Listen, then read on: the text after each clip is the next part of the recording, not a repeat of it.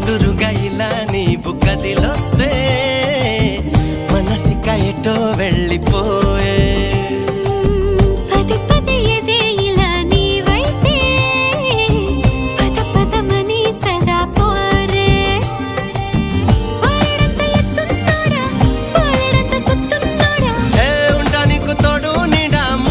పడి ఎడా పెడా